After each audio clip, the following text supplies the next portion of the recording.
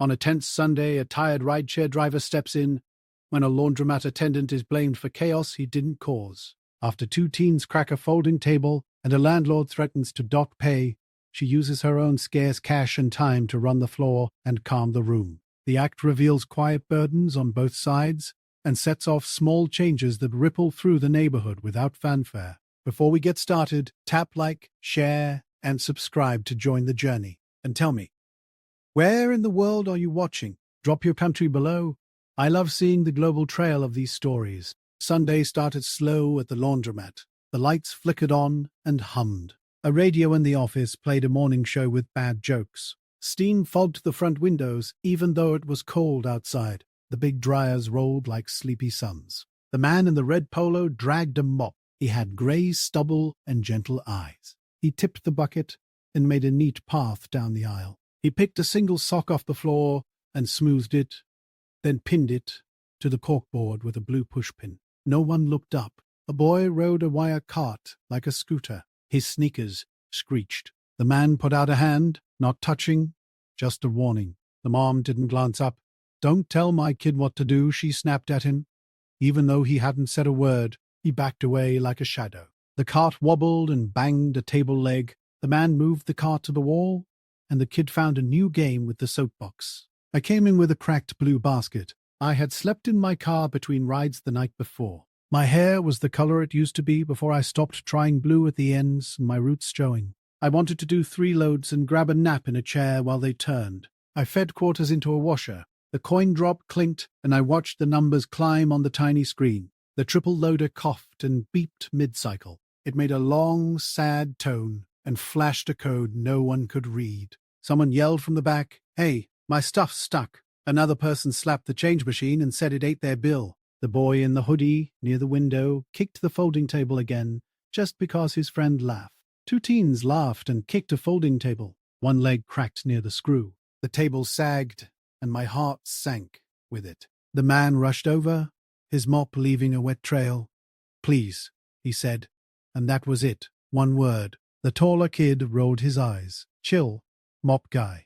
They were all sharp elbows and loud voices, and the man was soft and steady. You could tell who the room would listen to, and it wasn't him. The landlord came in with a jangling ring of keys. He wore a jacket from another decade. He headed straight for the coin boxes. He noticed the cracked table and stopped. "What's this?" he said to the man like he had done it himself. The man showed his hands. "They did," he said, nodding toward the door where the teens had drifted outside to smoke. The landlord squinted.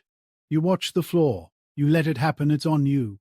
He tapped the broken leg with his foot. Metal clinked on tile. People stared and then pretended they weren't. His hands shook as he checked his watch. He kept a folded bus schedule in his pocket and a cheap flip phone that kept ringing with no answer. "I have to pick up my daughter at noon," he said to nobody. He tried to feed the change machine a new roll, but it jammed. He bent over it. His back looked tired mid-bend, like it needed a hand that wasn't there. The owner on the phone said words the radio didn't need to hear. The man nodded anyway. "Yes, I'll fix it." "Yes, I'll stay." I said, "Go. I'll stand here." It came out like I had always planned it. I hadn't. The landlord stared at me as if I had set up a tent in the lobby. "You don't work here," he said. "No," I said, "but I'm here. Let him go pick up his kid." The landlord looked at the broken table, at the line forming in front of the dead change machine, at the clock over the soda vending. He rattled his keys like that was the point. The man looked at me like I had offered him a cigarette after a long day. He didn't move. I ran next door for a roll of quarters. The bodega guy knows me. He shook his head and still sold me a sleeve and a half. It was most of what I had in cash. My app buzzed with a ride request, and I hit decline. Another buzz. Decline. A small red line crawled across the top of my month in my head, and I kept walking. Back inside, I posted a sticky note on the change machine. "Dryers on me, keep it moving." I cracked the dead machine with a butter knife from the free stuff table and a bit of luck. The stuck bill slid out like it was embarrassed. People watched to see if I was for real. I pointed strangers to open dryers. I split heavy loads so they would dry faster. I asked the guy with the dripping blanket to use 2 machines instead of 1. I put a chair under the cracked table leg and taped it with duct tape from my trunk. It still wobbled, but it stood. I lifted a kid onto a folding chair with his little knees tucked in. "You want cartoons?" I turned up the TV. I opened the back door to let some steam out. I wiped up the soapy lake by washer 8 so no one would slip. I looked the taller teen in the eye. He was back in the doorway, not daring the cameras the way he had 5 minutes ago. "You did that," I said, nodding at the leg. He smirked until I pointed up at the black bubble of a camera in the corner. "Don't make him pay," I said. My voice didn't wobble. He dropped the smirk. The shorter one stared at his shoes. They backed out, muttering a word they would not say in front of their mothers. The door sighed after them. You could feel the air go back in. The room changed on its own. The fluorescent lights felt warmer, which makes no sense. People started talking like neighbors instead of strangers. A woman who kept to herself offered me a stack of dryer sheets. A man who never smiled wiped a mat with the mop. Kids quieted under the glow of a cartoon where a purple dog solved a mystery. The landlord stopped clanking and just stood there. He pulled at his lower lip. He told the man, "Go. Be back by 1. We'll talk about the table later." It wasn't forgiveness, but it wasn't a knife either. Outside, my phone showed a red minus sign. My gas light was also on. My sister's texts stacked up about picking up my son. My rideshare app chimed like a needy bird. I swallowed and shut the screen. I went back inside. The steam took the sting out of the air. I wrapped a towel around a pile of shirts and moved the pile into an open dryer for someone. I asked the room if anyone needed coats, warmed while they waited. People held up sleeves. The radio switched from talk to music, and nobody minded. He came back an hour later with a small girl. She wore a pink backpack and held a paper bag with a bottle inside that rattled when she moved. She coughed into her sleeve, the long kind. The man's eyes had a new shine at the edges. He set her on a rolling chair and put his hand on her shoulder. His other wrist had a brace on it I hadn't noticed before. He looked smaller next to her, and then bigger at the same time. He didn't know where to start to say thank you, so he didn't. He took the mop back like he had missed it. The landlord walked around with a pad and wrote things down. He said he would split the cost of the table with the store because of uncertain circumstances. He did not say he was wrong. He did not have to.